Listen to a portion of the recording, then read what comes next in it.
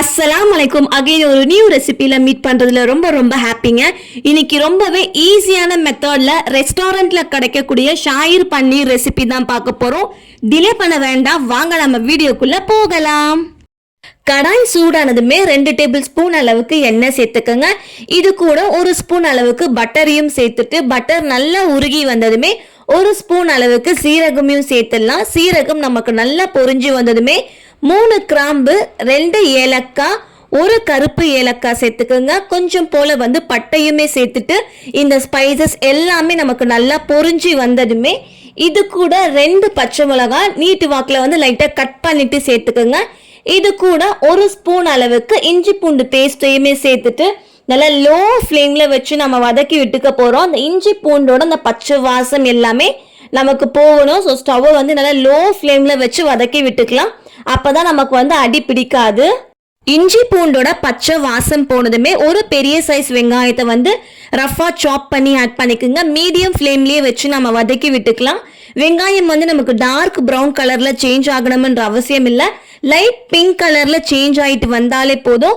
So இந்த அளவுக்கு colour change ஆகிட்டு வந்ததுமே 3 மீடியம் சைஸ் தக்காளி ரஃபாக ஆட் பண்ணிக்கலாம், சாப் பண்ணி ஆட் பண்ணிக்கலாம். இந்த ஷாயி பன்னீரை பொறுத்த வரைக்கும் நம்ம சேர்க்கிற வெங்காயம் தக்காளியில் தாங்க டேஸ்ட்டு. ஸோ கரெக்டாக 1 பெரிய சைஸ் வெங்காயமோ 3 மீடியம் சைஸ் தக்காளியுமே சேர்த்துக்கோங்க, பர்ஃபெக்டாக இருக்கும். இது கூட 10லேருந்து 12 முந்திரி பருப்பை சேர்த்துக்கோங்க, டேஸ்ட் சூப்பராக கொடுக்குறோம்.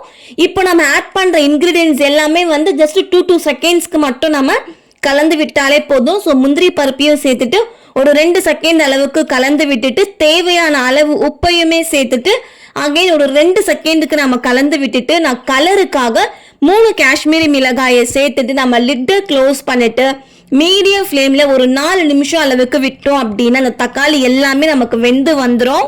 4 மினிட்ஸ் ஆயிடுச்சு, நம்ம லிட்டை ஓப்பன் பண்ணிடலாம். ஸோ தக்காளி பார்த்தீங்கன்னா சூப்பராகவே மேஷ் ஆகிருக்கு. ஸோ இந்த அளவுக்கு மேஷ் ஆகி இருந்தாலே போதும்.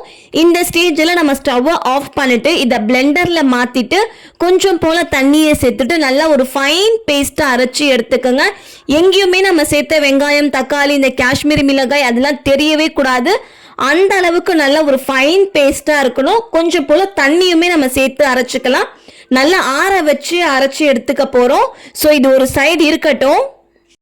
அடுத்ததா அகைன் ஒரு பாத்திரத்தில் 3 டேபிள் ஸ்பூன் அளவுக்கு எண்ணெய் சேர்த்துட்டு அகைன் 1 கியூப் அளவுக்கு பட்டரையுமே சேர்த்துடுங்க. பட்டர் நல்லா உருகி வந்ததுமே 1 ஸ்பூன் அளவுக்கு சீரகம் சேர்த்துட்டு அது நல்லா பொரிஞ்சு வந்ததுமே ஸ்டவ்வை நல்லா லோ ஃப்ளேமில் வச்சுட்டு 1/4 ஸ்பூன் அளவுக்கு மஞ்சள் தூள் சேர்த்துக்கோங்க. காரத்திற்கு ஏற்ப மிளகாய் தூள் சேர்த்துக்கோங்க. நான் 2 டேபிள் ஸ்பூன் அளவுக்கு மிளகாய் தூள் சேர்த்துருக்கேன். லோ ஃப்ளேம்லேயே வச்சு கலந்து விடுங்க, அப்போ தான் நமக்கு மசாலா கருகாது. ஸோ நல்லா கலந்து விட்டதுமே நம்ம அரைச்சி வச்சுருக்கோம் இல்லையா, அந்த பேஸ்ட்டை நம்ம சேர்த்துற வேண்டியது தான். ஸோ எந்த அளவுக்கு ஃபைன் பேஸ்ட்டாகவும் எந்த அளவுக்கு நல்லா திக்கான கன்சிஸ்டன்சியாகவும் இருக்குன்னு நீங்கள் பார்த்துக்கோங்க. ஸோ இந்த அளவுக்கு நல்ல ஒரு ஃபைன் அண்ட் திக் கன்சிஸ்டன்சியாக இருக்கணும்.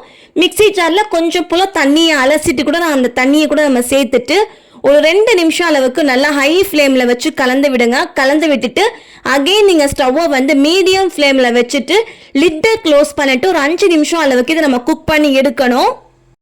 5 மினிட்ஸ் ஆயிடுச்சு, நம்ம லிட்டை ஓப்பன் பண்ணிடலாம்.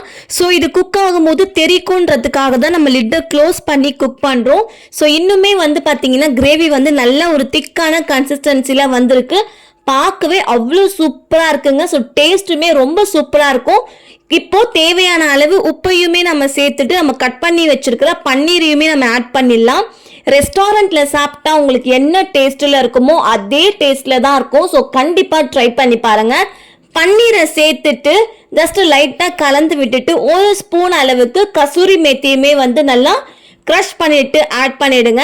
அவ்வளோதான். ஆட் பண்ணிட்டு அகைன் 1 செகண்டுக்கு கலந்து விட்டுட்டு நம்ம மறுபடியும் லிட்டை க்ளோஸ் பண்ணிட்டு லோ ஃப்ளேமில் ஒரு 3லேருந்து 4 நிமிஷம் அளவுக்கு நம்ம அகைன் அதை குக் பண்ணி எடுக்கணும். அப்போ தான் அந்த மசாலாவோட ஃப்ளேவர் நமக்கு பன்னீரில் கொஞ்சமாவது இறங்கும். ஸோ 3 to 4 மினிட்ஸ் அளவுக்கு இது இருக்கட்டும். லிட்டை நம்ம ஓப்பன் பண்ணிடலாம். அவ்வளவுதான், நம்மளோட ஷாயிர் பன்னீர் சூப்பராக ரெடி ஆயிடுச்சு. கண்டிப்பாக ட்ரை பண்ணி பாருங்க, செம்ம டேஸ்ட்டாக இருக்கும். ஸோ ஃபைனல் டச்சப்பாக 3 டேபிள் ஸ்பூன் அளவுக்கு நல்லா ஃப்ரெஷ் க்ரீமை ஆட் பண்ணிட்டு கட் பண்ணி வச்சுக்கிற கொரியண்டர் லீவ்ஸை சேர்த்துட்டு சூடாக சர்வ் பண்ணீங்க அப்படின்னா அம்புட்டு டேஸ்ட்டாக இருக்கும். ஸோ கண்டிப்பாக மிஸ் பண்ணாமல் ட்ரை பண்ணி பாருங்க.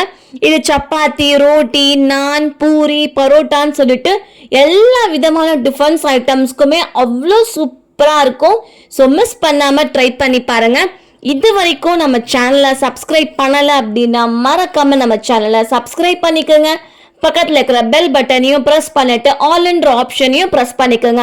அப்போதான் நான் போடுற வீடியோஸ் எல்லாமே உங்களுக்கு நோட்டிஃபிகேஷன்ல காட்டும். உங்களுக்கு என்னோட ரெசிபி பிடிச்சிருந்தா மறக்காம லைக் பண்ணுங்க, உங்க ஃபேமிலி அண்ட் ஃப்ரெண்ட்ஸ் கூட ஷேர் பண்ணுங்க. அடுத்த ஒரு ரெசிபில மீட் பண்ற வரைக்கும் டாடா, பாய் அண்ட் தேங்க்ஸ் ஃபார் வாட்சிங்.